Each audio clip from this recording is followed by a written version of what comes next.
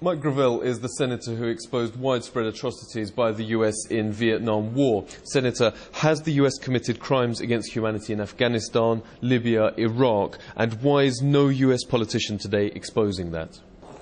First I'm extremely concerned, I'm extremely horrified, and I'm extremely embarrassed over my country. I like the United States, but by the same token, I think my country is an imperial country that is going downhill, and our leadership doesn't even acknowledge the problem. We spend more on defense than all the rest of the world put together, and we're broke. 1/3 of our children don't even graduate from high school. We're 26th in the world with respect to education. Our healthcare system is a joke, and yet we're told, oh, we Americans, we're the smartest, we're the best in the world. This phony triumphalism. And it's turned into a device to cause Americans to live in fear. Fear of a terrorist attack on you as an individual. Yet you have 1,000 times more likelihood to catch cancer than ever be hurt by that. And so here the United States, in Afghanistan and Iraq and Vietnam in the era, all these American soldiers have died in vain. Died in vain. And this was a comment that I got from a general. He said, Mike, they died in vain. Look at Vietnam today, most favored trade nation status. It is still a communist country. So we ask yourself, 3 million Southeast Asians were murdered as a result of our activities, 58,000 Americans, and what has changed? Nothing. So this fear of communism and what it meant is that these people died in vain. They're dying in vain in Afghanistan today. They've died in vain in Iraq. When Obama says, we're leaving, Maliki is throwing us out of Iraq. Maliki is a corrupt government, and you're going to see essentially a civil war. As soon as we leave the scene, it's going to be the mess that it was before, but here, all I can say about what the United States is doing, it's immoral. As a result of 9/11, we have altered our moral compass, and people begin to getting used to brutalizing each other. This is what happens. We Americans used to think, oh, what happened in Germany could never happen with us. Well, it's happening with us. And it's happening to the detriment of our global position, because we've lost respect, because people now fear the United States, because we're like a drunken person. We'll go to war anywhere if you threaten us. And then think of the morality of being able to, a government official, whether it's military or not, puts your name on a list because he thinks you're a traitor or you're a terrorist, puts the name on a list. Then we dispatch a drone to follow you, and then we eventually take it upon ourselves to kill you without any trial, without any evidence, and then kill about 10 other civilians that happen to be standing next to you. The morality of that, removing the responsibility. In fact, that was so difficult for people to understand, that when you drop bombs from the air on people, you don't see them die.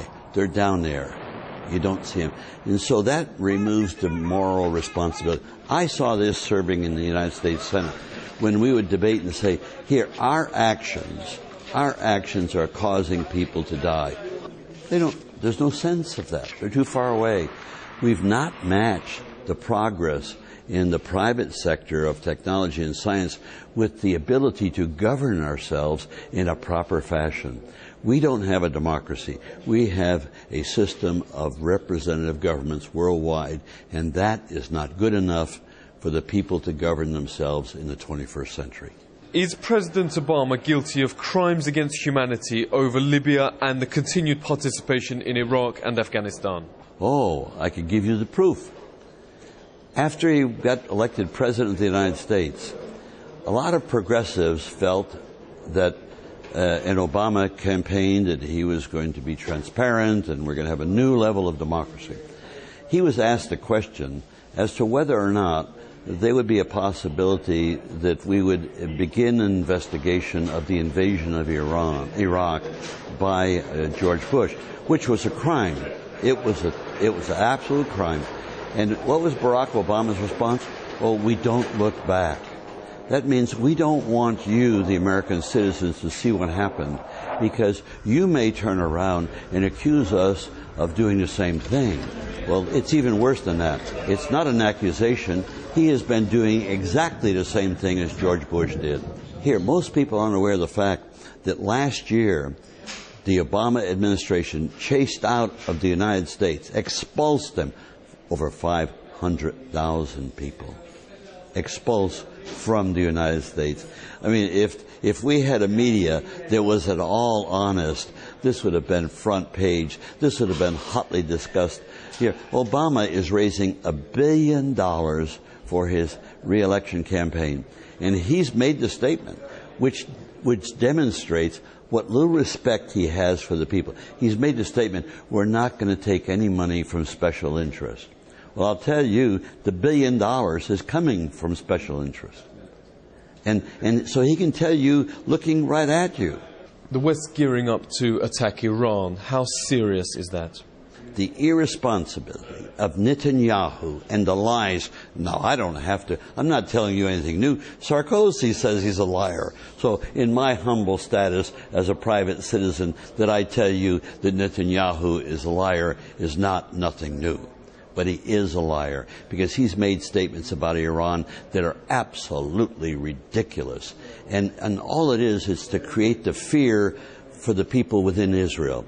He is part of the George Bush syndrome, and that is create a bunker mentality and create fear, because with fear you can make people do almost anything in a representative society. And that's what they're doing in Israel. Israel has the finest group of peace advocates right within. Whenever I speak about Israel, I always quote Israeli citizens. I don't quote knowledge that I pick up anywhere else, because they are the best critics. Read Haaretz, and you'll see what they think of the government. And so this whole ginning up of a war with Iran, very dangerous, because Iran is not Syria, not Lebanon. Iran is a proud nation, and they have missile capabilities. They won't have nuclear capabilities, but they have missile capabilities that they can rain down on Tel Aviv. Now, I can tell you, if they are attacked, they will attack back, and Israel is so vulnerable and so small that they will retaliate. They'll use nukes to retaliate, because they can't suffer to be destroyed. They'll use the end solution. So they nuke Iran. What do you think Pakistan's going to do with its nukes? What do you think China's going to do? What do you think the United States is going to do in retaliation? I mean, you could start a third world nuclear war by irresponsibly attacking Iran. The best way to solve the problem with Iran is leave them alone. They eventually built a democracy that we Americans destroyed with the British. Leave them alone, and the people will develop a democracy anew. Theocracy won't last. Theocracies are of the past. Just leave them alone. The same thing with North Korea. Take out the 26,000 American troops in South Korea and leave them alone, and they'll find their way to a better form of government. Why are you worried about U.S. energy companies and what they're doing to the United States environment? I'm very concerned, but also I'm very realistic. I came from an oil state, and I'm the person that brought about the construction of the Alaska pipeline literally single-handedly. I even had to fight the oil companies to get them to agree, and then they did the studies, the environmental studies. What we need to do is to require that a corporation comports to the environmental controls that the government puts in place. But the problem is the corporations own the government, so the controls are not very good. And that's the reason. But if you now give the people to make laws, they'll make laws that will regulate the corp. The corporations need to be regulated. They are not democracies. The corporation is designed as an item of economic activity that is responsible to the shareholders. They're not responsible to the public. They're responsible to make a profit for the shareholders. And so if you have managers that have no moral conscience, in fact, corporations have no morality and no memory. They just are designed to make money. That should not be in command of society. And they are in command of society worldwide today. And that has to change, because that is going to lead to the destruction of our planet, because it is uncontrolled. And we see this with corporations, with the financial situation and the meltdown that's taken place. Again, that's irresponsible corporate activity that must be controlled. And of course, in the United States, you got the conservatives and the Tea Parties. Oh, we got too much regulation. You know, trust the market.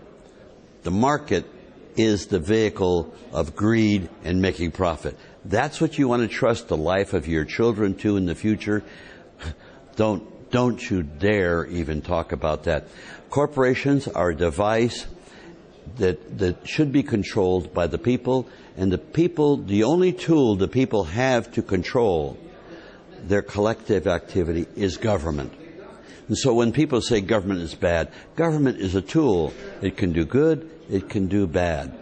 If it's properly designed and controlled and in the hands of the people, and the people have a role in how the government will operate, now you have a win-win situation.